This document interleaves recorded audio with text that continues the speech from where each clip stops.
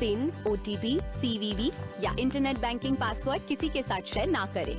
Online banking सिर्फ अपने computer, mobile और सिक्योर नेटवर्क से करें। बाय गर्ल्स, कहाँ जा रही है? सुना नहीं? No sharing. RBI कहता है, जानकार बनिए, सतर्क रहिए।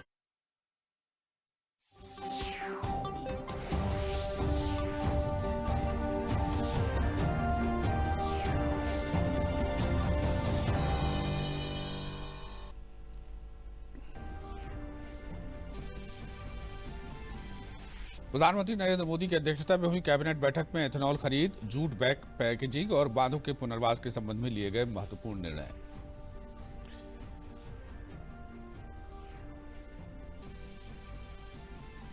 गुजरात के पूर्व मुख्यमंत्री केशुभाई का 92 वर्ष की उम्र में हुआ निधन। प्रधानमंत्री नरेंद्र मोदी ने उनके निधन पर जताया गहरा शोक, कहा उन्होंने राजनीति में छोड़ी अमिट छाप।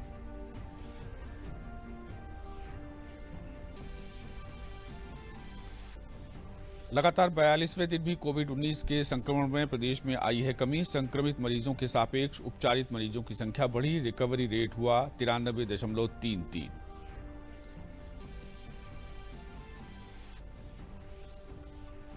और बसपा प्रमुख मायावती ने समाजवादी पार्टी पर लगाया विश्वासघात का आरोप, कहा आगामी MLC चुनाव में समाजवादी पार्टी को हराने के लिए बसपा लगाएगी पूरी ताकत। नमस्कार, मैं हूं संतोष वाल्मीकि और अब समाचार विस्तार से। प्रधानमंत्री नरेंद्र मोदी की अध्यक्षता में हुई कैबिनेट की बैठक में कई अहम निर्णय लिए गए। मंत्रिमंडल द्वारा लिए गए सार्वजनिक क्षेत्र की 3 कंपनियों द्वारा इथेनॉल की खरीद के लिए तंत्र को मंजूरी दी गई। दरअसल तेल कंपनियों के लिए इथेनॉल की कीमत में संशोधन किया गया है। पहला फैसला ये हुआ कि इथेनॉल की अब नई कीमत 62 रुपये 65 पैसे लीटर होगी। Every liter it will be 62 rupees 65 paise. The ethanol produced by sugar और sugar juice. दूसरा होता है इथेनॉल B heavy, उसकी प्राइस रहेगी 57 रुपीज 61 पैसा, 57 रुपये 61 पैसे। और C heavy की कीमत रहेगी 45 रुपये 69 पैसा। कैबिनेट ने जूट सामग्री में अनिवार्य पैकेजिंग के विस्तार को भी मंजूरी दी है। 100% खाद्यान्न और 20% शक्कर जूट के थैलों में पैक किया जाना अनिवार्य कर दिया गया है। खाद्यान्न 100% खाद्यान्न के लिए पूरी बैगे जूट की आएगी और शक्कर के लिए 20% शक्कर जूट के बैग में पैक होगी। इससे जूट के खेती को, जूट के उद्योग को बढ़ावा मिलेगा, मजदूर रोजगार मिलेगा, किसानों का फायदा होगा।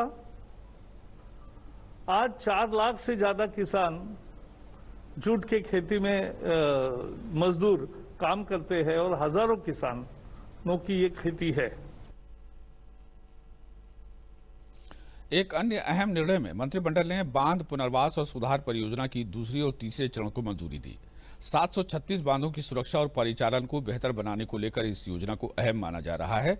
10,211 करोड़ रुपए की यह परियोजना अप्रैल 2021 से मार्च 2031 तक लागू की जाएगी। ये देशव्यापी परियोजना होगी जो 2 चरणों में लागू होगी। हर चरण की अवधि 6 साल की होगी, जिसमें 2 साल का ओवरलैप पीरियड होगा।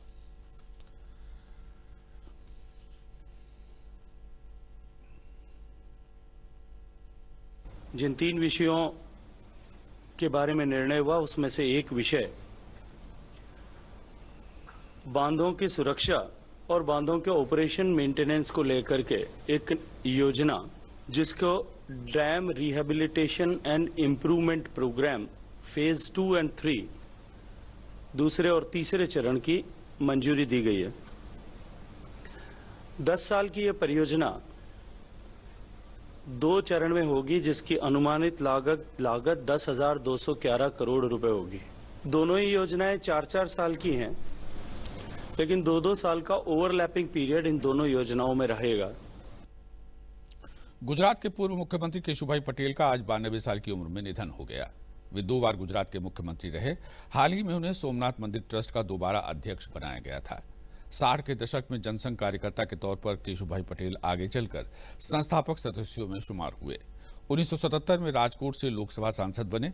1978 और 1995 के बीच कलावाड़, कोटडल और विसावादार से विधानसभा चुनाव जीते। 1980 में भारतीय जनता पार्टी के वरिष्ठ आयोजक बने। उनके नेतृत्व में 1995 के विधानसभा चुनाव में भाजपा को जीत मिली थी।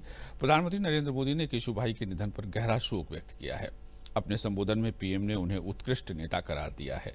पीएम मोदी ने कहा कि केशुभाई पटेल ने समाज के हर वर्ग की देखभाल की है। आज देश का, गुजरात की धरती का एक महान सपूत हम सभी से बहुत दूर चला गया है। हम सभी के प्रिय श्रद्धेय केशुभाई पटेल जी, उनके निधन के समाचार मैं कल्पना ही नहीं कर सकता हूं। मैं बहुत दुखी हूं, बहुत स्तब्ध हूं। केशुभाई का जाना मेरे लिए किसी पिता तुल्य के जाने की तरह है। उनका निधन मेरे लिए ऐसी क्षति है जो कभी पूरी नहीं हो पाएगी। करीब 6 दशक का सार्वजनिक जीवन और अखंड रूप से एक ही लक्ष्य, राष्ट्रभक्ति, राष्ट्रहित। केशुभाई एक विराट व्यक्तित्व के धनी थे। एक तरफ व्यवहार में सौम्यता और दूसरी तरफ फैसले लेने के लिए दृढ़ इच्छा शक्ति उनकी बहुत बड़ी खासियत थी। मेरी संवेदनाएं केशुभाई के परिवार के साथ है, संपूर्ण भाजपा परिवार के साथ है, उनके शुभचिंतकों के साथ है। दुख की इस घड़ी में मैं उनके परिवार के साथ निरंतर संपर्क में हूं। मैं ईश्वर से प्रार्थना करता हूं कि केशुभाई को अपने चरणों में स्थान दे, उनकी आत्मा को शांति प्रदान करे। ओम शांति शांति शांति। प्रधानमंत्री नरेंद्र मोदी ने कहा है कि कोरोना महामारी से जारी जंग का मूल्यांकन इस बात से होना चाहिए कि हम कितने जीवन को बचाने में सक्षम हैं। एक अखबार को दिए गए साक्षात्कार में पीएम ने कहा कि भारत अपनी ताकत से वैश्विक निर्माण केंद्र बनेगा। पीएम ने कहा कि आत्मनिर्भर भारत सिर्फ प्रतियोगिता के बारे में नहीं बल्कि क्षमता के बारे में है। पीएम ने कहा कि 80 करोड़ लोगों को 8 महीने तक मुफ्त अनाज और दाल देने की योजना का मानव इतिहास में कोई जोड़ नहीं है। उन्होंने कहा कि कोरोना के खिलाफ लड़ाई में हमारी मौजूदा स्थिति के अवलोकन की जरूरत है। कई अन्य विकसित देशों के मुकाबले भारत में मृत्यु दर काफी कम है। पीएम ने कहा कि महामारी का सामना करने के लिए भारत ने पूर्व नियोजित चरणबद्ध सरकारी और सामाजिक पहल के साथ कदम उठाए हैं। ये वक्त जश्न मनाने का नहीं, संक्रमण के मामलों को कम करने की कोशिशों का है। साथ ही पीएम ने कहा कि ये महामारी के खिलाफ अपनी लड़ाई तेज करने और व्यवहार में बदलाव लाने का वक्त है।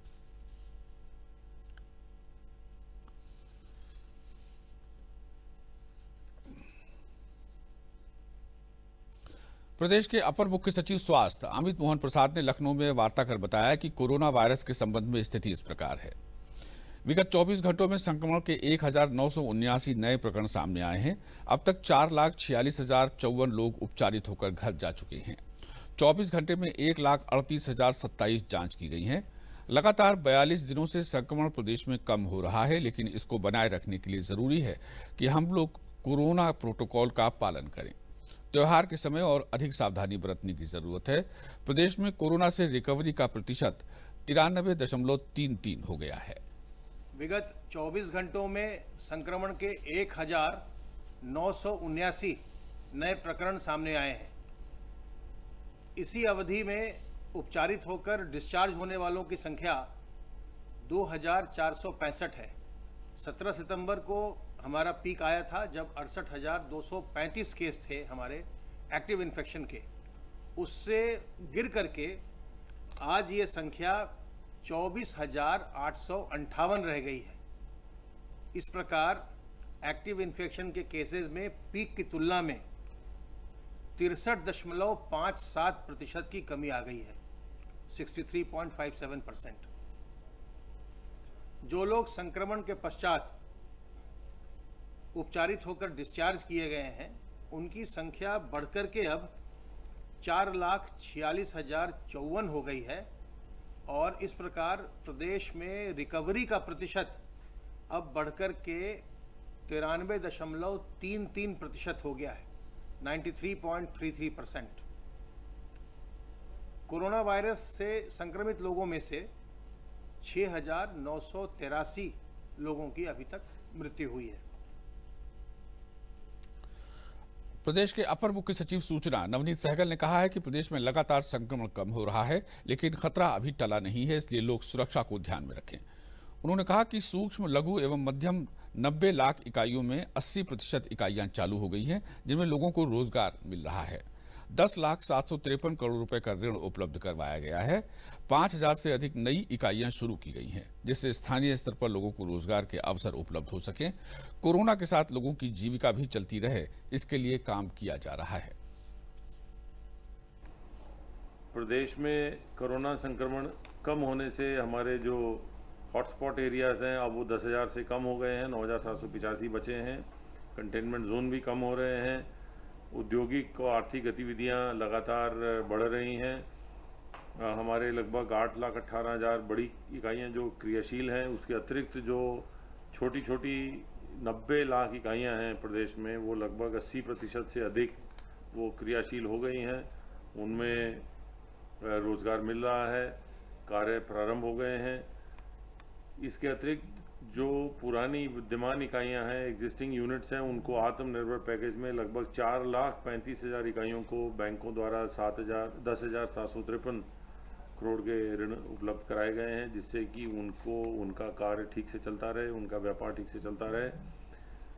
प्रदेश में नए रोजगार उत्पन्न करने के इरादे से और आर्थिक गतिविधियों को और तेज करने के इरादे से नई एमएसएमई इकाइयों को भी बैंकों से ऋण उपलब्ध कराया गया है। लगभग 5,81,000 नई एमएसएमई इकाइयों को 15,534 करोड़ रुपए का ऋण अभी वितरण हो चुका है।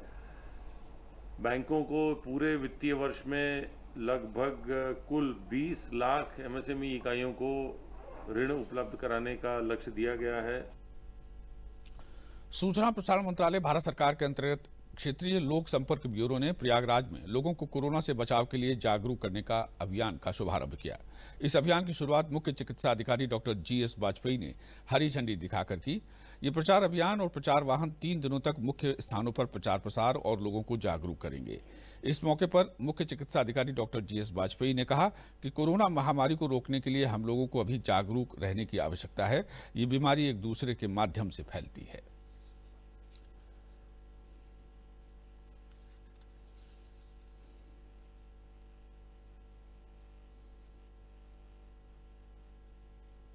जैसे कि आपने कहा, अगले 3 दिनों में हम ये अभियान चलाएंगे और साथ में कुछ नुक्कड़ नाटक, जादू या इस तरह के प्रचार प्रसार। कोरोना का संक्रमण अभी है और कोरोना से हमें बचाव के सारे संसाधन और जो व्यवसाय तो हम कर रहे हैं, लेकिन आपके जरिए एक बहुत बड़ा अवसर मुझे मिला है कि मैं ये बता सकूं कि कोरोना से कैसे बचाव करना है। तो जैसा कि हम पहले भी बताते रहे हैं कि कोरोना से बचाव के लिए उचित दूरी, मास्क है ज़रूरी, और उसके अलावा जैसा कि मैंने पूर्व में बताया है कि कोरोना से बचाव के लिए सबसे ज़्यादा ज़रूरी जो हम सब लोग कर सकते हैं, क्योंकि अब नॉर्मल सामान्य जीवन प्रारंभ हो गया है, हैंड वॉशिंग, हाथ धुलाई का सही तरीका सभी को अपनाना होगा। इसमें कोई खर्चा नहीं है। हर प्रत्येक ऑफिस में हमने इस व्यवस्था की आशा करी है। स्कूल कॉलेज भी खुल गए हैं, तो हैंड वॉशिंग सबसे ज़्यादा ज़रूरी है कि ये वायरस सरफेस पर रहता है। सरफेस जो हम टच करेंगे तो वहाँ से हमारे मुंह, आँख, नाक के जरिए इसका प्रसार होता है। रामपुर में क्षेत्रीय लोक संपर्क ब्यूरो सूचना एवं प्रसारण मंत्रालय भारत सरकार मुरादाबाद द्वारा रामपुर के रेलवे स्टेशन पर जागरूकता कार्यक्रम का आयोजन किया गया। 24 राष्ट्रीय राजमार्ग पर दीपक कुमार शर्मा के नेतृत्व में जन जागरूकता के लिए ई-रिक्शा से कोरोना वायरस के बचाव के तौर तरीकों की जानकारी दी गई। कोरोना से बचाव के लिए 2 गज की दूरी, मास्क है जरूरी जैसे स्लोगन भी लगाए गए।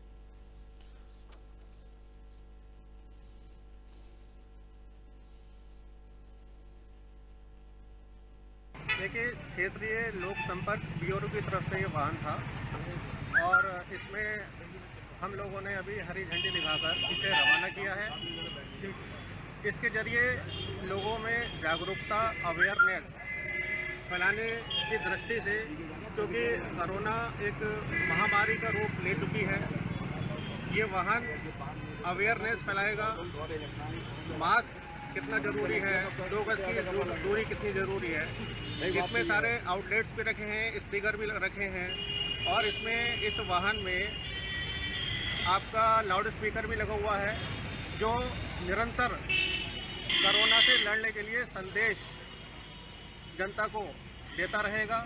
इससे लोग सुनेंगे, इसके स्टिकर देखेंगे, लगाएंगे तो लोगों में जागरूकता बढ़ेगी। समाचार अभी और भी हैं, लेकिन पहले लेते हैं एक विराम। आज का पाठ है साफ सफाई रखना, दिमागी बुखार से बचना। तुम साफ सफाई हो भरपूर, सुअर बाड़े घर से दूर। नंबर 2, मच्छर चूहे और छछूंदर आने ना दो घर के अंदर। रोल नंबर 4, शौच करने या कराने के बाद साबुन पानी से धोना हाथ। बिल्कुल ठीक। दिमागी बुखार जानलेवा है, ये ज्यादातर गंदगी से फैलता है। गांव और घर में साफ सफाई रखकर इससे बचा जा सकता है। कोई जांच कराने की जरूरत नहीं, कुछ नहीं होगा, कुछ नहीं। बहू, जांच करा ले। प्रसव के पहले माँ की कम से कम 4 बार जांच अवश्य कराएं। ये सेवाएं बिल्कुल मुफ्त हैं। चांस क्यों लेना है, चांस क्यों लेना। मैंने छत की भी मरम्मत करवा दी, आखिर चांस क्यों लेना।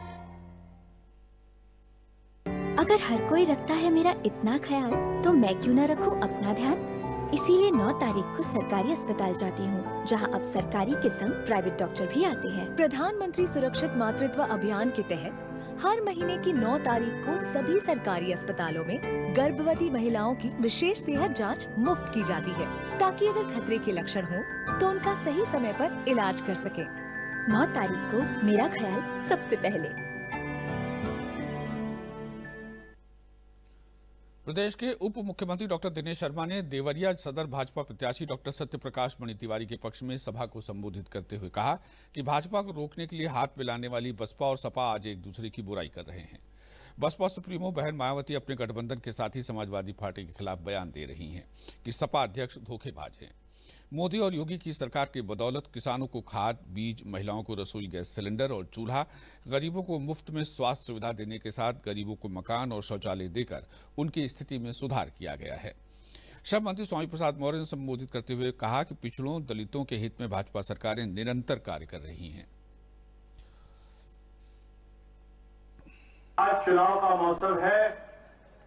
चुनाव के मौसम में भी मैं चल रहा था, हेलीकॉप्टर से चलने के पहले हवाई अड्डे पर जब मैं पहुंचा तो दूरदर्शन पर पट्टी आ रही थी, जिसमें बहन मायावती जी का बयान आ रहा था और बयान बड़े जोरों में आ रहा था और कह रही थी समाजवादी पार्टी के अध्यक्ष धोखेबाज है, समाजवादी पार्टी अपराधियों की पार्टी है, समाजवादी पार्टी धोखेबाज पार्टी है।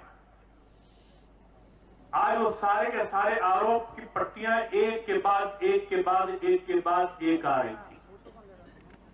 आपसे केवल इतना ही अपील करना चाहता हूं कि देश की आजादी की इस लंबे अंतराल में पहली बार आपने केंद्र और प्रदेश में कल्याणकारी सरकार देखी है। देश के सबसे प्रधानमंत्री माननीय नरेंद्र मोदी जी, उत्तर प्रदेश के माननीय मुख्यमंत्री योगी आदित्यनाथ जी के नेतृत्व में जिस तरीके से समाज के प्रत्येक गरीब, उपेक्षित, वंचित व्यक्ति के घर तक हमारी कल्याणकारी योजनाएं जा रही है, इसके लिए किसी सबूत की जरूरत नहीं है।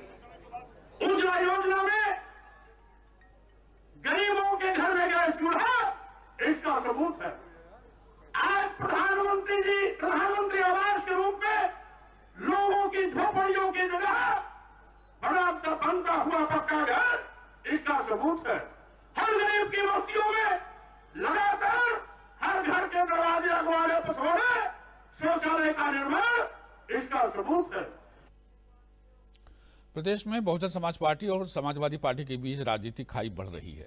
बसपा प्रमुख मायावती ने समाजवादी पार्टी पर विश्वासघात का आरोप लगाते हुए कहा कि राज्य में आगामी एमएलसी चुनाव में समाजवादी पार्टी को हराने के लिए बसपा पूरा जोर लगाएगी। साथ ही उन्होंने कहा कि उसे भाजपा या किसी अन्य पार्टी के उम्मीदवार को वोट देने से भी कोई परहेज नहीं है। मायावती ने सपा के संपर्क में आए 7 विधायकों को निलंबित कर दिया है। मायावती ने कहा कि यदि ये विधायक सपा में शामिल होते हैं तो इन विधायकों की सदस्यता समाप्त करने की कार्रवाई की जाएगी। सपा के दूसरे खड़े किए जाने वाले उम्मीदवार को हराने के लिए अपनी पूरी ताकत लगा देगी बीएसपी जो है, और इसके लिए चाहे पार्टी के विधायकों को इनके उम्मीदवार को हराने के लिए बीजेपी व अन्य किसी भी विरोधी पार्टी के उम्मीदवार को ही अपना वोट क्यों न देना पड़ जाए तो भी देंगे। मेरठ के सल्धना थाने के पीरजादान निवासी यासीन के घर की रसोई गैस में सिलेंडर फटने से मकान की छत उड़ गई, जिससे 2 लोगों की मौत हो गई। अन्य कई लोग घायल हो गए। घायलों को जिला अस्पताल में भर्ती करवाया गया है। धमाका इतना तेज था कि घर का मलबा आसपास बिखर गया। गांव वालों का कहना है कि धमाका काफी तेज हुआ, जो बारूद के रखने की आशंका को बल दे रहा है। एसपी देहात अविनाश पांडे ने बताया कि जांच में प्रथम दृष्टया सिलेंडर फटने का मामला सामने आया है। पुलिस और प्रशासनिक टीम पूरे मामले की गंभीरता से जांच कर रही है। जो भी तथ्य सामने आएंगे वो स्पष्ट किए जाएंगे।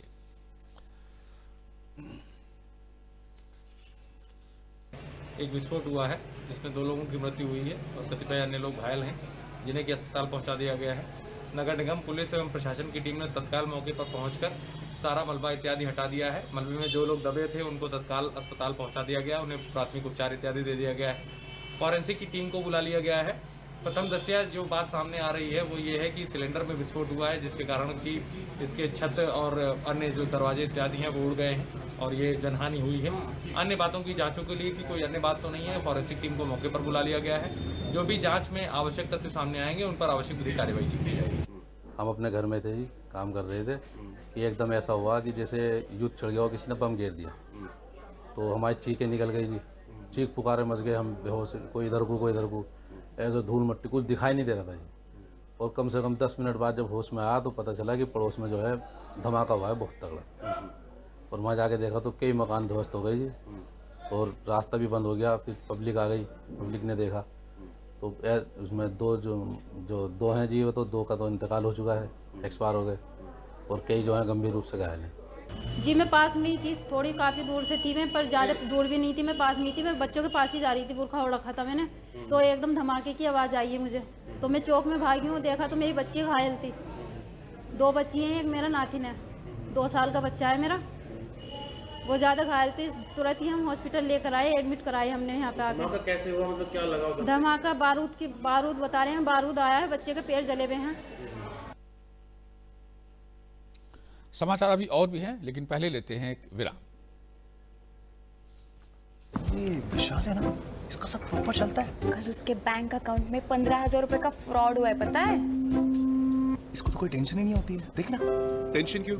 मेरी कोई गलती नहीं थी, फिर भी फ्रॉड होने पर मैंने तुरंत बैंक को इन्फॉर्म कर दिया। आरबीआई कहता है अगर आपके अकाउंट से किसी ने धोखे से पैसे निकाले हैं तो बैंक को जल्द से जल्द इन्फॉर्म कीजिए। 3 दिन के अंदर इन्फॉर्म किया तो कोई नुकसान नहीं होगा, जितना लेट करोगे उतना ज्यादा नुकसान। और सुन, सब चलता नहीं है, प्रॉपर चलाना पड़ता है। आरबीआई कहता है जानकार बनिए, सतर्क रहिए।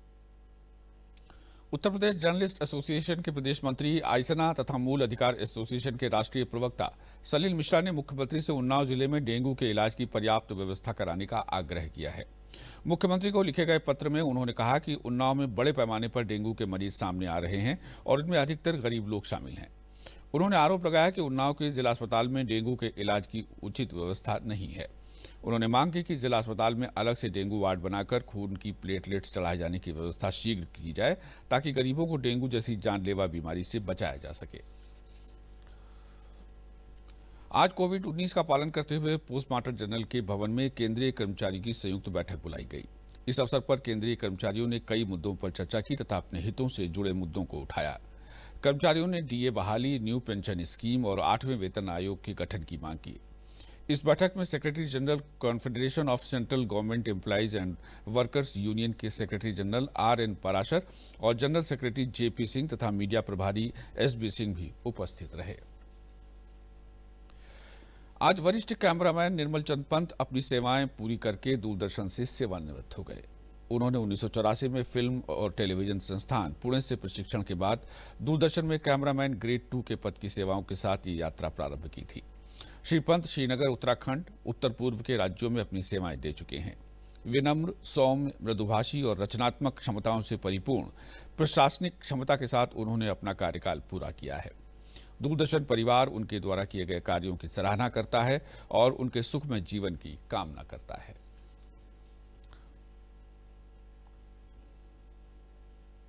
वास्तव में अभी मिश्रा जी ने कहा कि जैसा है वो दिखते नहीं है, लेकिन कभी भी बहुत कम बोलने वाले, वेरी सॉफ्ट स्पोकन, और किसी से भी मतलब मेरा ख्याल है कोई भी चला जाए तो जो इनका बिहेवियर था उससे इम्प्रेस हुए बिना नहीं रह सकता था। तो बहुत ही मतलब सॉफ्ट स्पोकन, बहुत सिंसियर पर्सन।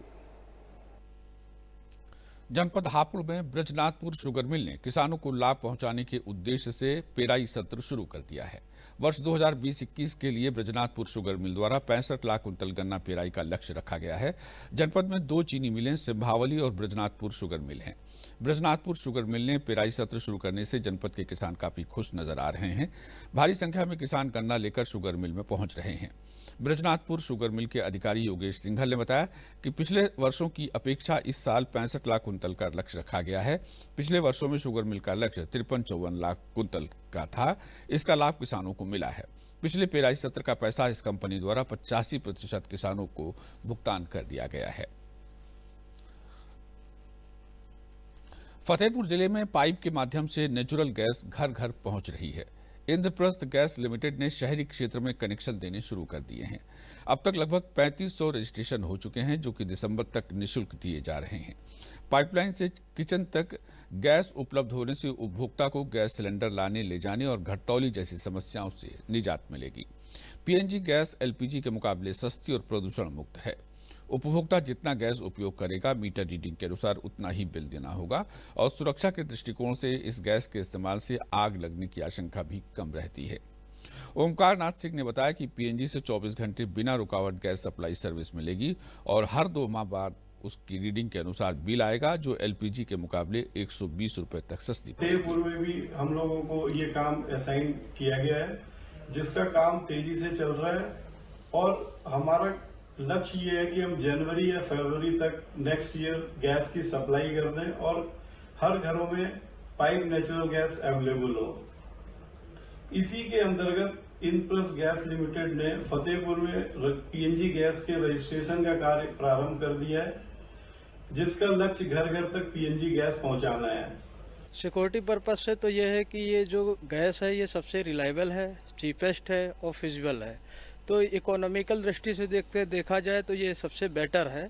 आज की रेशियो में देखा जाए तो दिल्ली हो गया, एनसीआर होगा, हरियाणा होगा, वहाँ पर यही गैसें यूज़ कर रहे हैं लोग। तो और ये हमारी वाइस बेंच है, इससे हम इसको बनाते हैं। ये हमारे पाइप है, आयरन पाइप है, इस पर कोटिंग होती है। इसी के थ्रू हम जीआई पाइप की फिटिंग करते चलते हैं, एल्बो से एल्बो क्लैंप लगाते हुए दीवार से थोड़ा सा ऊपर चलता है। एक रेगुलेटर सेट करते हैं, अंदर एक मीटर सेट करते हैं। मीटर वो रीडिंग बताता है, 1 यूनिट रीडिंग 1 किलोग्राम के बराबर होती है, जिसका रेट अभी जो दिल्ली का रेट है वो 30.5 रुपये पर केजी के हिसाब से चल रहा है। हमें राहत ये मिलेगी कि हम जैसे अभी बाहर फिलहाल रहते हैं तो हमें थोड़ा सा टेंशन रहती है कि अभी हमें सिलेंडर बुक कराना है घर में, तो इन चीज़ों से हमको निजात मिलेगा और उसकी अपेक्षा एलपीजी की अपेक्षा ये सस्ती भी है, इको फ्रेंडली भी है। श्रावस्ती में प्रशासन ने पराली जलाने वाले 63 लोगों के खिलाफ मुकदमा दर्ज किया है। 28 लोगों को पुलिस ने गिरफ्तार कर जेल भेज दिया है।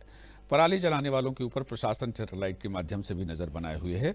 जनपद श्रावस्ती में प्रशासन जहां पराली जलाने वालों पर सख्ती दिखा रहा है, वहीं किसान पराली जलाने से बाज नहीं आ रहे हैं। उप कृषि निदेशक आरपी राणा ने बताया कि 5 एकड़ जमीन के ऊपर वाले किसान के ऊपर 15,000 रुपए का जुर्माना और 6 महीने की जेल का प्रावधान रखा गया है। इस मामले में 28 लोगों को गिरफ्तार कर जेल भेज दिया गया है। प्रदेश के लखीमपुर खीरी में स्थित दुधवा नेशनल पार्क में देश दुनिया के पर्यटक आते हैं। भारत और नेपाल के बॉर्डर पर स्थित ये नेशनल पार्क प्राकृतिक खजाने और वन्य जीवों से भरा हुआ है। नदी, नालों और झीलों में आने वाले पक्षियों का कलरव आपको यहाँ रोक लेता है। बाघों को देखने वाले दुधवा नेशनल पार्क का रुख करते हैं। बारासिंघा सागौन के जंगलों के बीच पर्यटकों को आकर्षित करता है। कोरोना के कारण दुधवा नेशनल पार्क लंबे समय से बंद था। कोरोना गाइडलाइन का पालन करते हुए दुधवा नेशनल पार्क 1 नवंबर से खोला जा रहा है। पर्यटन का आनंद लेने वाले पर्यटक ऑनलाइन अपनी बुकिंग करवा सकते हैं और यहां का आनंद उठा सकते हैं। और बात अब अपनी सुरक्षा की, कोविड-19 से बचाव की और डीडी न्यूज की खास मुहिम मास्क अप इंडिया की। देखते हैं क्या है ये पहल। वैश्विक महामारी कोविड-19 जिसका कहर संपूर्ण मानव जाति को अपनी आगोश में ले चुका है। टीका या दवाई उपलब्ध होने तक महामारी के खिलाफ मानवता की जंग जारी है। ऐसे में सबसे जरूरी है सावधानी और बचाव। फेस मास्क कोरोना से रोकथाम का सबसे प्रभावी उपाय साबित हुआ है। विश्व स्वास्थ्य संगठन और विशेषज्ञों की शोध का भी यही निष्कर्ष है कि मास्क से मुंह और नाक को अच्छी तरह ढककर कोरोना संक्रमण को कम किया जा सकता है। कोरोना संक्रमण से बचाव के लिए मास्क पहनने के साथ ही जरूरी है मास्क को सही तरीके से पहनना। बहुत से लोग मास्क से नाक और मुंह को सही तरीके से नहीं ढकते हैं, जिससे संक्रमण का खतरा बना रहता है। बिना मास्क या फेस कवर के घर से बाहर निकलने की अभी कल्पना करना भी सही नहीं है। जुड़िए डीडी न्यूज की खास मुहिम मास्क अप इंडिया के साथ। मास्क पहने और अपने मुंह और नाक को अच्छी तरह ढके।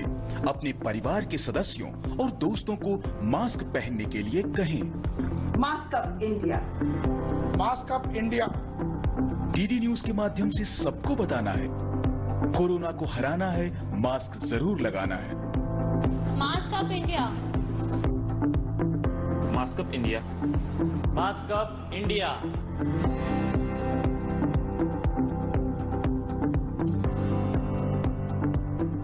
इसी के साथ समाचार समाप्त हुए। नमस्कार।